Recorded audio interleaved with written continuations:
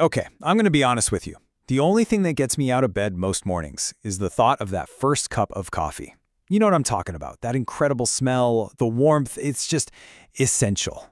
But what if that whole ritual, grabbing that cup first thing on an empty stomach, is actually working against us? What if it's the real reason we get those midday jitters and afternoon energy crashes?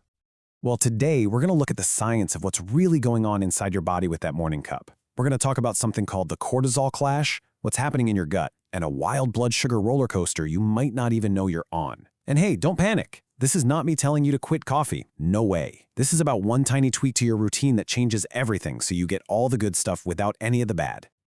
All right, so first up, the cortisol clash. This is all about timing and how your coffee can go to war with your body's own natural wake-up signal. So let's talk about cortisol. You've probably heard it called the stress hormone, right? But in the morning, it's actually your best friend. Think of it as your body's own built-in, all-natural shot of caffeine. Its job is to wake you up, get you alert, and get you ready to tackle the day. It's totally normal and, honestly, it's crucial. And here's the thing. Your body's smart. It releases this stuff on a very predictable schedule. For most of us, it starts creeping up around 6 a.m. to get us stirring. But look at this window right here. Between 8 and 9 in the morning, that's when your cortisol levels are at their absolute peak. Your body's already flooding your system with maximum wake-up juice. So what do you think happens when we pour coffee on top of that? Well, you're basically putting a stimulant on top of a system that's already fully stimulated. And what's crazy is, this can actually make the caffeine less effective. Over time, your body just gets used to it, and you start needing more and more coffee to get that same buzz. It also just jacks up your body's stress response for no reason, and that is where those morning jitters and that weird anxious feeling come from. Plus, it pretty much guarantees you're going to have a much harder crash later in the afternoon. Okay, so that's the hormone story. Now, let's talk about what's happening down in your stomach. If you've ever felt that kind of sour or unsettled feeling after your coffee, yeah, this is for you. So coffee, by its very nature, is acidic, and when it hits your stomach, it tells your body, hey, time to make some acid to digest food. Specifically, it triggers the production of hydrochloric acid, or HCl. Now, HCl is a powerhouse. It's what your body uses to break down protein and kill bad bacteria. It's a good thing, when there's actually food there to break down. But when your stomach is empty, all that powerful acid has nothing else to do. It has nothing to work on, except for the delicate lining of your stomach itself. And when that happens day after day, you can imagine it starts to cause some problems. And the results probably sound pretty familiar to some of you. That morning heartburn, indigestion, feeling bloated for no reason. And if you're already dealing with something like IBS or acid reflux, oh man, drinking coffee on an empty stomach is like throwing gasoline on a fire. It just makes everything worse. But wait, it doesn't stop in your gut.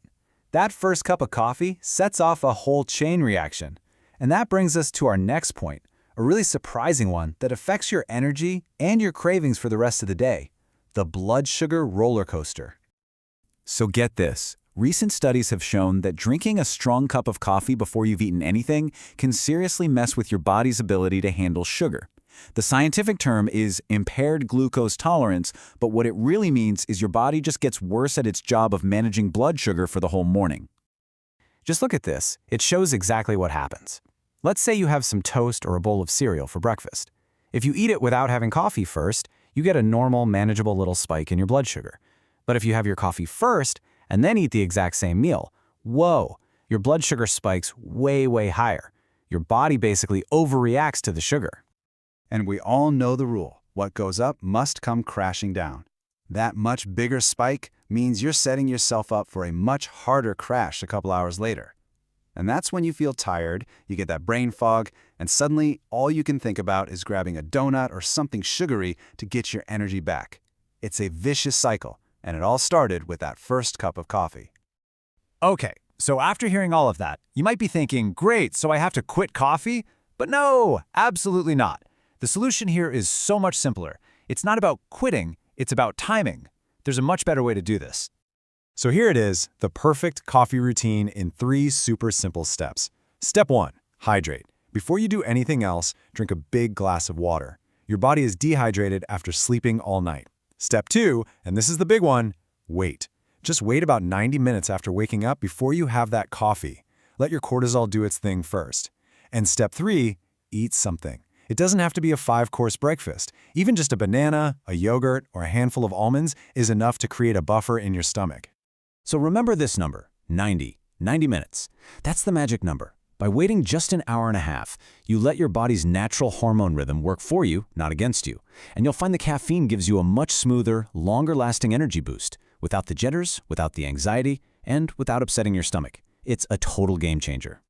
It's such a small change, but it can have a huge impact on your energy, your mood, and your overall gut health, all day long. So the only real question is, are you ready to give it a try?